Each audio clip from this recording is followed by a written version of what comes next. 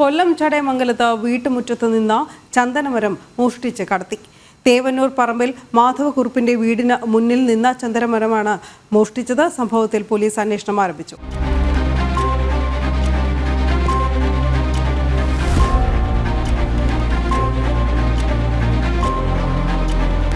ഇന്ന് പുലർച്ചെയോടെയായിരുന്നു സംഭവം. മാധവക്കുറുപ്പും കുടുംബാംഗങ്ങളും വീട്ടിലുണ്ടായിരുന്നു. വീട്ടുകാർ ഉറങ്ങിയെന്നുറപ്പിച്ച മോഷ്ടാക്കൾ വീട്ടിലേക്കെത്തി പുലർച്ചെ 2:30-യോടെ ചന്ദനമരം മുറിച്ചു കടത്തുകയായിരുന്നു. 30 വർഷം പഴക്കമുള്ള ചന്ദനമരമാണ് മോഷണം പോയത്. ശബ്ദം കേട്ട് വീട്ടുകാർ ഉണർന്നപ്പോഴേക്കും മരം മുറിച്ചു കടത്തിയിരുന്നു.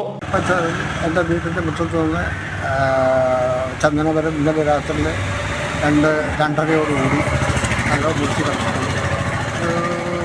30 വർഷം പഴക്കം വരും. ഒരു 12 അടിയോളം ഉയരം വരുന്ന 60 ഇഞ്ചോളം ചുറ്റോളം ഉള്ളതാണ്. 30 വർഷത്തെ പഴക്കം. പോലീസ് പരാതി കൊടുത്തു.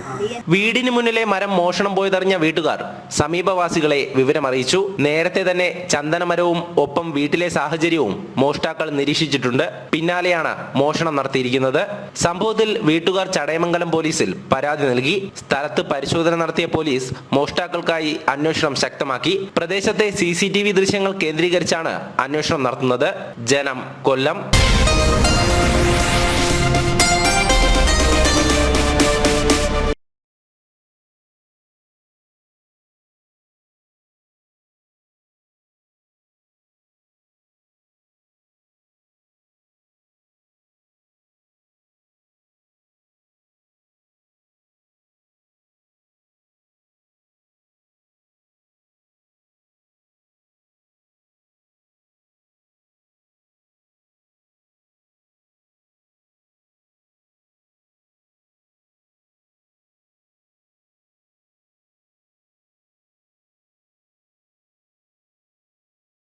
മലപ്പുറം കൂരിയാട് ദേശീയപാതയോട് ചേർന്ന സർവീസ് റോഡ് ഇടിഞ്ഞു. ദേശീയപാതയുടെ ഭിത്തിയും ഇടിഞ്ഞിട്ടുണ്ട്. സർവീസ് റോഡിലൂടെ പോയ 2 കാറുകൾ മണ്ണിടിഞ്ഞ കുഴിയിൽ വീഴുകയും ചെയ്തു. ഗതാഗതം പൂർണ്ണമായും തടസ്സപ്പെട്ട സ്ഥിതിയിലാണ് ഇപ്പോഴുള്ളത്. ശിവദാസ് കന്മനം ചേരുന്നു വിവരങ്ങളുമായി. ശിവദാസ്, ഇന്ന് ഉച്ചയ്ക്ക് ശേഷമാണ് ഇത്തരത്തിലൊരു സംഭവം ഉണ്ടായത്.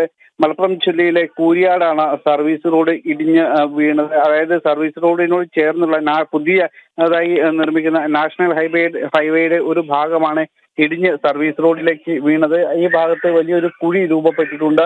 നിലവിൽ ഇപ്പോൾ നിർമ്മാണം നടന്നുകൊണ്ടിരിക്കുന്നതിന് ഇടെയാണ് ഇത്തരത്തിൽ ഈ നാഷണൽ ഹൈവേയുടെ ഈ ഒരു റോഡ് മുകളിൽ, അതായത് നന്നായിട്ട് ഉയർത്തിയിരുന്നു ഈ റോഡ്. ആ ഉയർന്ന ഭാഗമാണ് ഇടിഞ്ഞ് താഴേക്ക് സമാന്തരമായി പോകുന്ന സർവീസ് റോഡിലേക്ക് ഇടിഞ്ഞു വീണത്. ഈ സർവീസ് റോഡിലൂടെയും ഗതാഗതം നടക്കുന്നുണ്ടായിരുന്നു. ഈ സമയത്ത് ഇതുവഴി വന്ന 2 കാറുകൾ ഇവിടെ കുടുങ്ങിയിട്ടുണ്ട്. ഇതിന് തൊട്ട് മുൻപിലും അതോടൊപ്പം തന്നെ ഈ കാറുകളുടെ പുറകിലും വലിയ കുഴികൾ രൂപപ്പെട്ടിട്ടുണ്ട്. അതുകൊണ്ട് തന്നെ ഈ 2 കാറുകളും അതിന് ഇടയിലായിട്ടുണ്ട്. ഇപ്പോഴും ഇവിടെ ഇതേ സ്ഥിതി തന്നെ തുടരുകയാണ് ഉള്ളത്. ഉടനടി തന്നെ ഇത് പെട്ടെന്ന് പരിഹരിക്കാവുന്ന ഒരു പ്രശ്നമല്ല. കാരണം വലിയ കുഴി ഇവിടെ രൂപപ്പെട്ടിട്ടുണ്ട്. ഗതാഗതം നിലവിൽ ഈ ഭാഗത്ത് പൂർണ്ണമായും തന്നെ തടസ്സപ്പെട്ടിട്ടുണ്ട്. അതോടൊപ്പം തന്നെ മറ്റ് വാഹനങ്ങളെല്ലാം തന്നെ ഇപ്പോൾ മറ്റൊരു വഴിയിൽ തിരിച്ചുവിടുകയാണ് ചെയ്യുന്നത്.